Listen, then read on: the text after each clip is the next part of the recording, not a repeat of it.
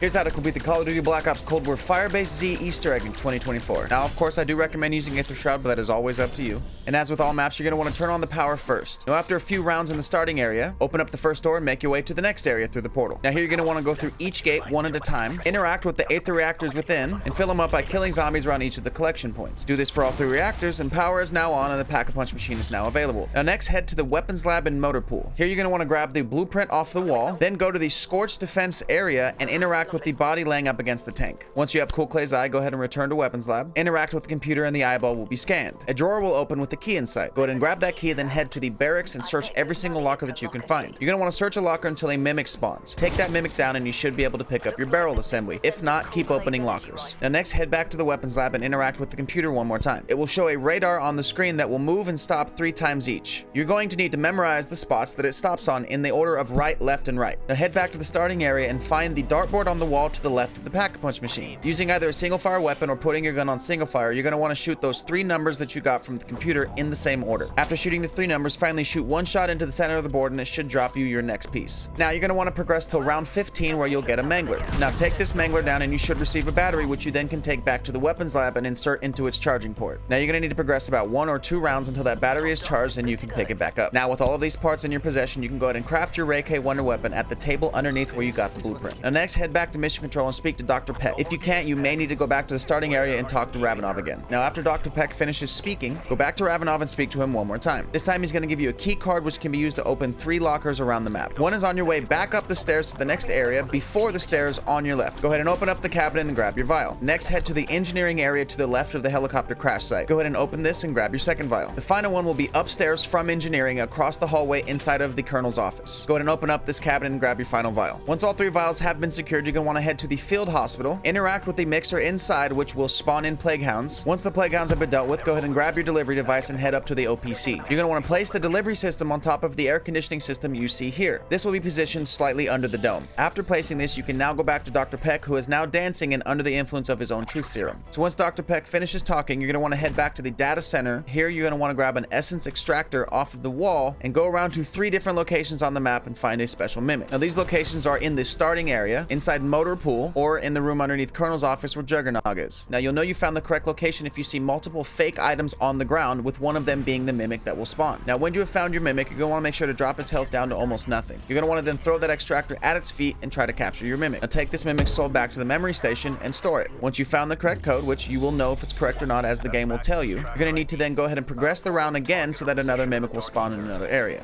Once all 3 codes have been found, go ahead and put them in the machine and grab the floppy disk. Next, head to the planning offices above engineering and insert the floppy disk into the large computer against the wall. Now head back outside and up into the giant dome. Here, look at the anomaly and just listen to the audio. Once finished, head back to Dr. Peck, who will give you a little bit more audio before closing the blinds on you. At this point, Ravenov will provide you with the code to unlock the locker next to the window you are standing in front of. Open this and grab the Aether meter. Next, head back to Scorched Defense area and grab the shovel inside of the middle bunker. Now head to the open lot to the left of the helicopter crash. Dig in the ground near the window you see me here. This is going to spawn in a bunch of copied canisters. You're going to need to find the one canister that does not have black stuff floating in it. So when you do find the clear canister, you're going to want to grab it and head to the nearest generator where you can now insert that canister. Next, head to the field hospital and dig in this specific corner you see me here. What's going to happen is a canister will pop out and fly off in a certain direction. You're going to need to follow it, but do not get too close as it will cause it to move. At this point, you need to pull out your Ray K, use its secondary function, and shoot a grenade at this canister, which will pacify it, allowing you to walk up and pick up the canister. Take this to the nearest generator and insert the canister. Now for the final one, you're going to want to go to the jungle defense area, find the middle clearing, and dig in the center of it. This is going to start a lockdown step requiring you to just simply kill zombies inside the bubble until it disappears, allowing you to grab this next canister, take it to the nearest generator, and insert the final canister. Next, you're going to want to return to the dome and walk up to the orb. This should cue an audio line, and you just now need to survive for a couple minutes until it says that it has reached 100% charge. Simply wait a little bit and you should hear another line of dialogue from Weaver, in which he will instruct you to go and try to align some satellites.